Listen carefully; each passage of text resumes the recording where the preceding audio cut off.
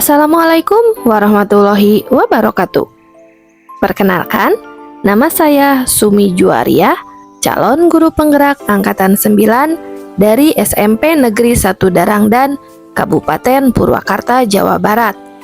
Dengan dibersamai oleh fasilitator Ibu Neng Mardiana SPD dan pengajar praktik Bapak Raden Muhammad Ilyas SPDI MPD.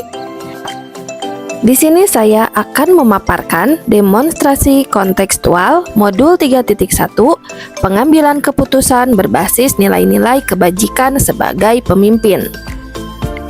Tujuan pembelajaran khusus kali ini yaitu CGP dapat melakukan suatu analisis atas penerapan proses pengambilan keputusan berdasarkan pengetahuan yang telah dipelajarinya tentang berbagai paradigma, prinsip pengambilan dan pengujian keputusan di sekolah asal masing-masing dan di sekolah atau lingkungan lainnya. Berikut adalah video wawancara dengan kepala sekolah yang pertama. Selamat menyaksikan.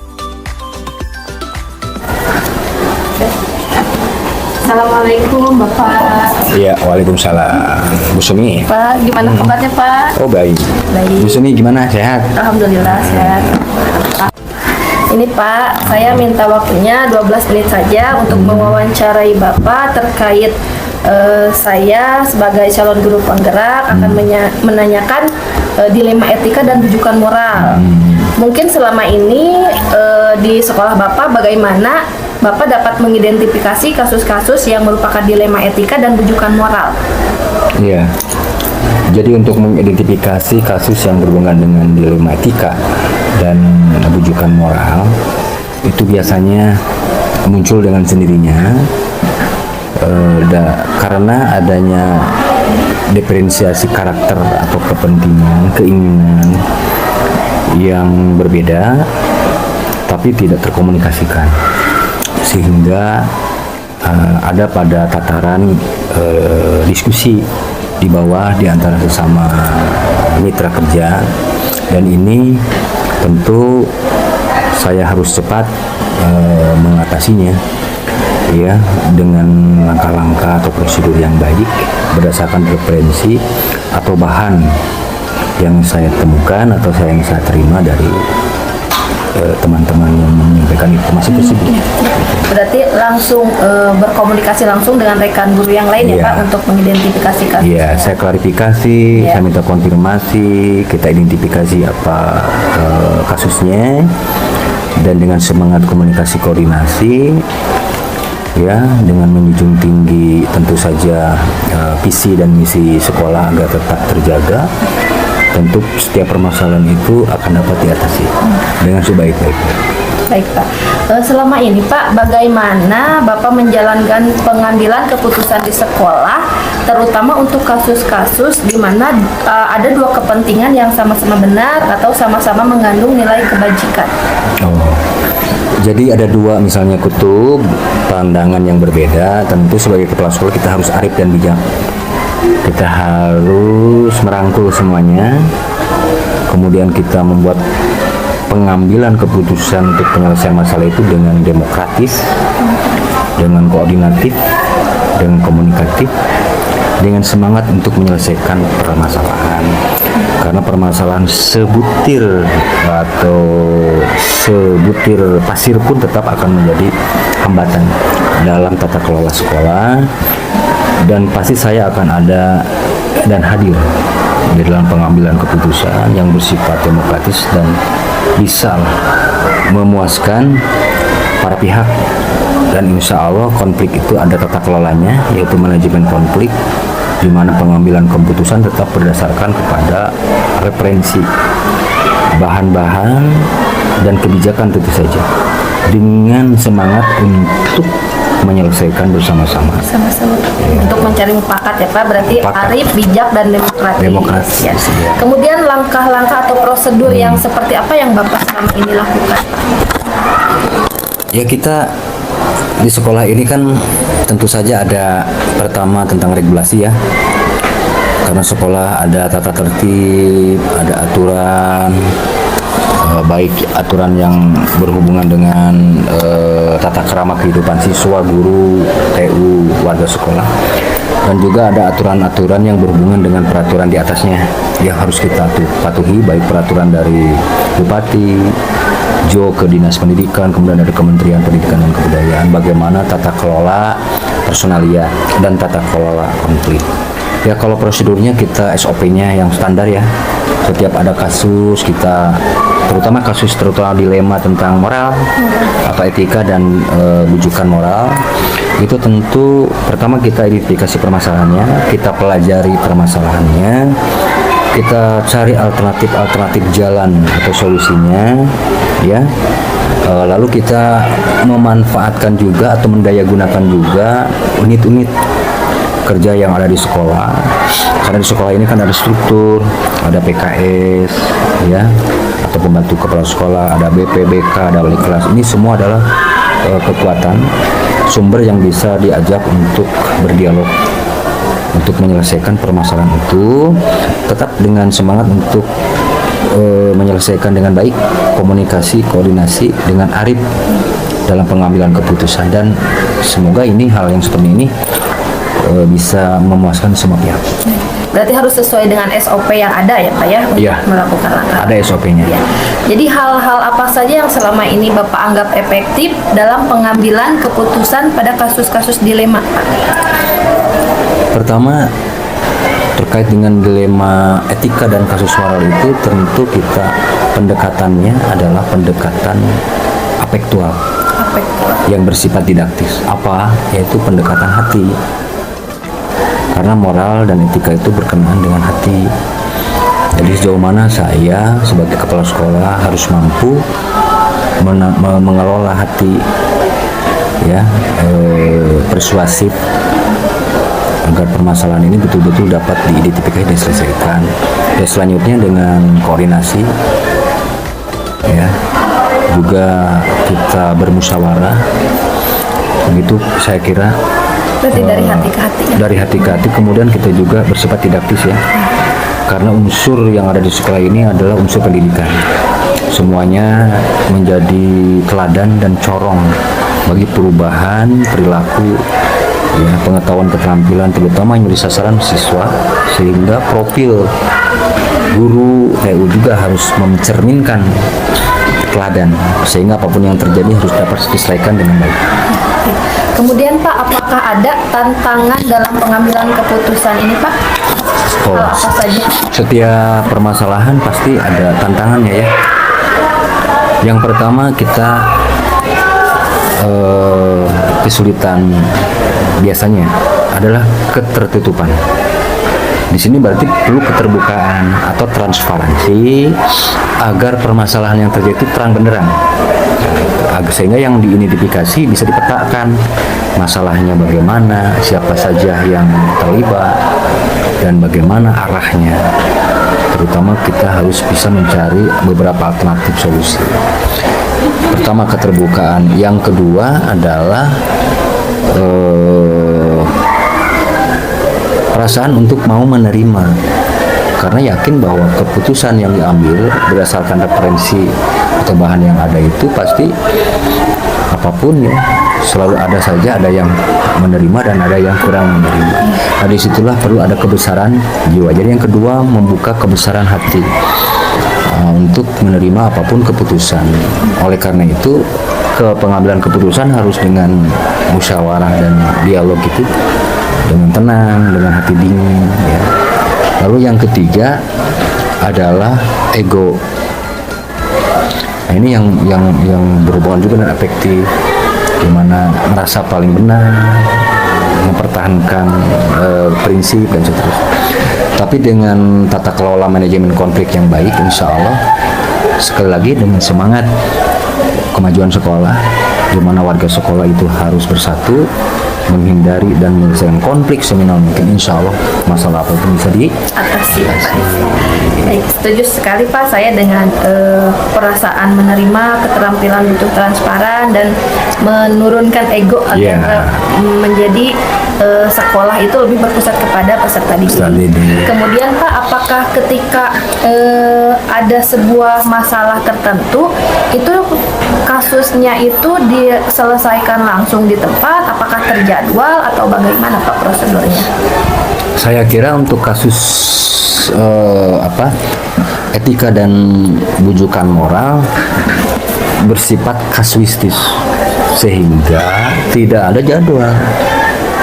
Kalau ada jadwal berarti kita sudah mendesain adanya kasus apapun adalah sebuah malapetaka lah, sehingga itu munculnya itu pasti tidak terjadwal. Nah, disitulah perlu adanya responsibility sekolah, terutama saya selaku kepala sekolah harus melakukan gerak cepat atau respon yang baik terhadap agar tidak terlanjur untuk menjadi bahan yang pembicaraan yang meluas dan melebar. Dengan gerak cepat dan respon, tentu penanganan akan lebih cepat selesai, lebih baik daripada ditunda-tunda. Itu tidak terjadwal ya Pak. Tidak. Jadi melihat urgenkah masalahnya atau tidak. Iya. Adakah seseorang Pak atau faktor-faktor yang selama ini mempermudah atau membantu Bapak dalam mengambil keputusan kasus-kasus dilema etika? Secara spesifik semua mitra adalah sama, sehingga tidak ada keistimewaan atau kekhususan personalia yang menjadikan mitra dalam pengambilan keputusan. Apalagi kita semua mitra dan ada di dalam lingkup potensi masalah. Jadi semuanya mempunyai potensi untuk bermasalah. Namun demikian, SOP yang dilakukan tentu melibatkan stakeholder internal terutama, yaitu mitra kepala sekolah yang ada di sekolah ini, PKS atau unit-unit kerja lain, untuk bersama-sama mencari solusi terhadap permasalahan yang muncul. Dan apabila melebar, tentu saja dari stakeholder luar, terutama komite, tentu kami libatkan.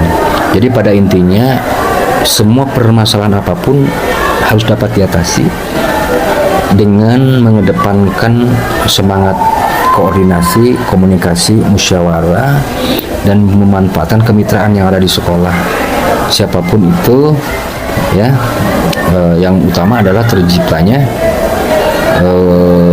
situasi yang kondusif, terselesaikannya masalah yang ada. Berarti komunikasi, kolaborasi dengan stakeholder semua yang ada di sekolah itu paling utama ya Pak ya, paling didahulukan. Iya.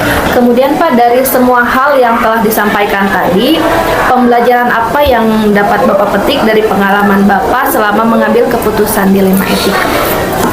Yang pertama, tentu kita harus memahami bahwa permasalahan selalu ada karena adanya diferensiasi karakter, kebutuhan dan kepentingan dari setiap personil yang berbeda-beda. Yang ada di sekolah adalah organisasi terdiri dari sekelompok orang yang membawa sifat, karakter, kebutuhan, keinginan, mungkin permasalahan yang berbeda-beda. Pahami bahwa sekolah adalah komunitas yang bineka, tetapi harus ikat di dalam mengelola dan mencapai tujuan. Jadi hikmahnya itu pertama, kesadaran adanya keberagaman. Kedua, kesadaran agar kita secara holistik umum menyiapkan manajemen personalia yang baik, yang memuaskan, yang delegatif, yang partisipatif. Artinya kita sebagai kepala sekolah mempunyai kewenangan untuk memberikan delegasi dan tingkat partisipasi dalam mengelola sekolah. Yang ketiga, kita harus menjaga senantiasa kerukunan, keharmonisan agar kinerja semua personel dapat meningkat demi kepentingan kemajuan sekolah. Yang keempat, tentu kita harus cepat melakukan respon apabila ada keluhan, ada permasalahan kasus etika atau rujukan moral yang negatif. Tidak boleh dibiarkan berlarut-larut, tidak melebar kemana-mana. Dan yang kelima, kita harus tetap senantiasa memiliki visi bahwa kita berada di rumah yang sama dengan visi misi tujuan yang sama. Apapun dan dimanapun, latar belakang apapun, kita adalah satu nafas, satu jiwa, satu roh. Itu perlu disampaikan dan digelorakan bersama. Itu hikmah dari setiap kasus yang Baik Bapak, berarti saya ambil simpulannya ya Pak, kita harus menjadi pemimpin yang selalu sadar, kemudian dapat mampu mengelola manajerial yang ada di sekolah, menjaga kerukunan kerja personil, kemudian cepat merespon semua masalah yang ada, dan menyatukan visi sekolah agar mencapai suatu sekolah yang berpusat kepada peserta didik. Betul. Seperti itu. Bapak, terima kasih atas waktunya. Sama-sama. Saya jadi mendapatkan ilmu baru lagi. kita sharing. Sharing ya Pak ya. Bapak juga mendapat ilmu dari Ibu. Semangat dan selamat Ibu tetap menjadi pelopor sebagai guru penggerak di SMP ini, dan aplikasikan semua pengetahuan, pengalaman, ilmu Ibu ya untuk kemajuan sekolah. Iya. Baik Bapak, terima kasih, cukup sekian Sama-sama. yang saya sampaikan. Mudah-mudahan kita bisa sharing lagi ya Pak di Iya. lain waktu. Terima kasih Bapak. Berikutnya yaitu video wawancara kepala sekolah yang kedua. Selamat menyaksikan.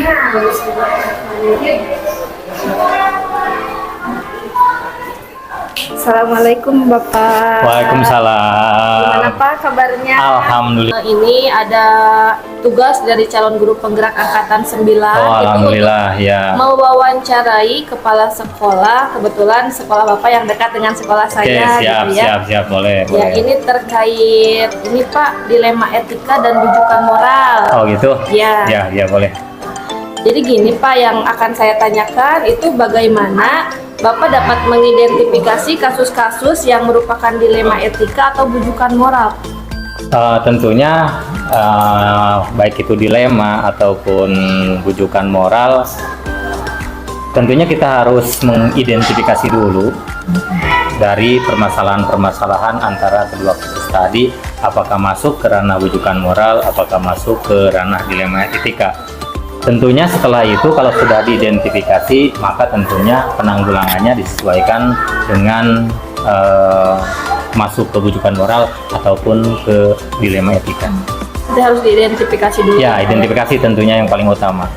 Selama ini Pak, bagaimana Bapak menjalankan pengambilan keputusan di sekolah, terutama dalam kasus-kasus di antara dua kepentingan yang sama-sama benar atau sama-sama mengandung nilai kebajikan, Pak?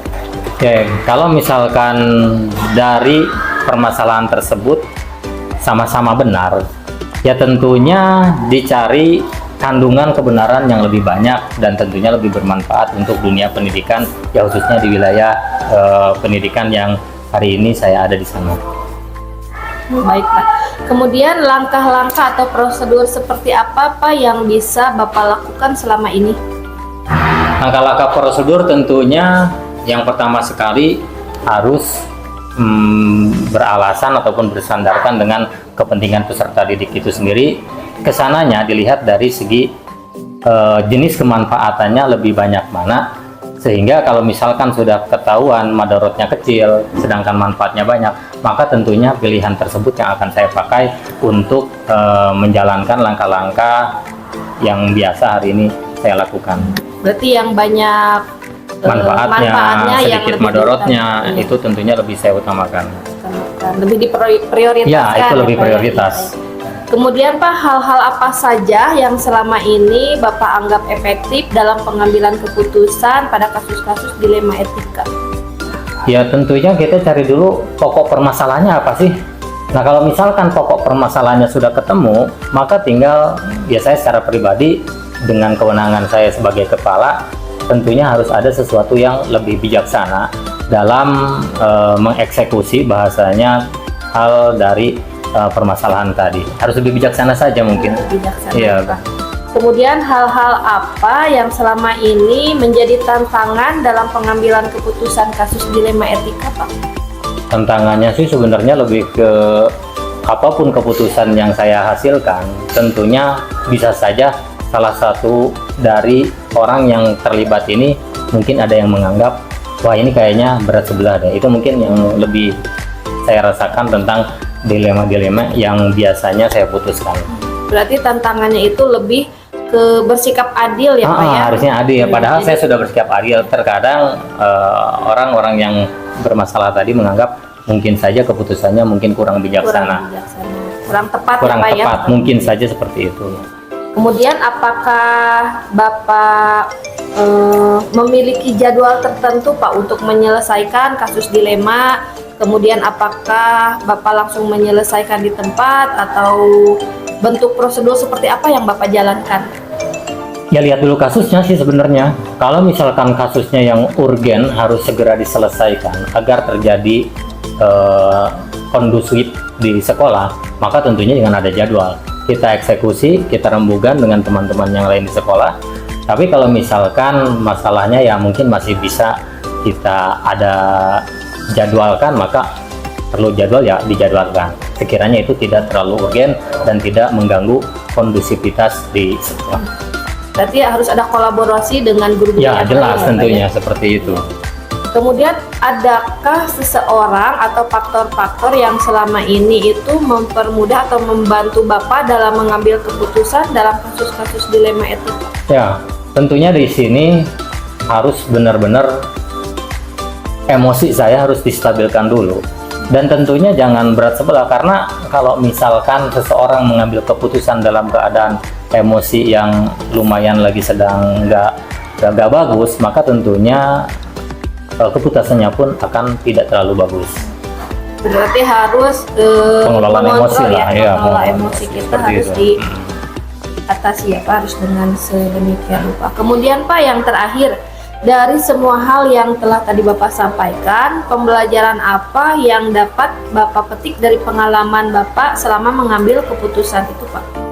Pelajaran yang bisa diambil dari mungkin pengalaman saya selama di sekolah ini sebagai pengambil keputusan dalam permasalahan-permasalahan, ya namanya di dunia, kita harus lebih legowo ketika keputusan kita mungkin di satu pihak ada yang terima, mungkin di satu pihak lagi tidak diterima. Itu sangat manusiawi sekali, karena memang manusia itu ya biasanya berbeda. Ya mungkin seperti itu pelajaran yang saya anggap penting. Kita berurusan dengan manusia yang isi kepalanya mungkin beda, pengetahuannya beda, sehingga sulit kalau misalkan ingin menyatukan pikiran, apalagi di seseorang yang tadinya memang tidak bermasalah. Seperti itu. Berarti kita harus lebih ke menghargai perbedaan pendapat orang lain ya Pak? Seperti itu. Dengan berkolaborasi dengan guru-guru Ya yang pastinya lain. nggak mungkin saya berpikir sendiri. Ya baik Bapak, terima kasih atas waktunya. Ya sama-sama. Saya mendapatkan hal yang baru di sini. Mudah-mudahan kita bisa sharing lagi di kemudian hari. Siap. Terima kasih Bapak. Ya, sama-sama. Semoga sehat selalu. Ya, amin. Terima kasih Pak. Ya, Waalaikumsalam. Setelah melakukan wawancara, saya melakukan refleksi wawancara. Pemaparannya sebagai berikut. Semoga bermanfaat.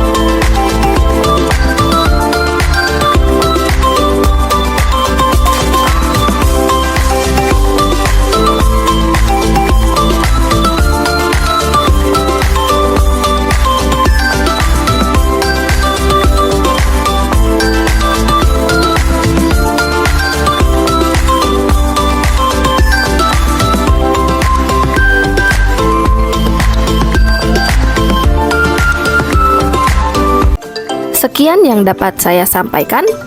Salam bahagia, Bapak dan Ibu guru penggerak. Wassalamualaikum warahmatullahi wabarakatuh.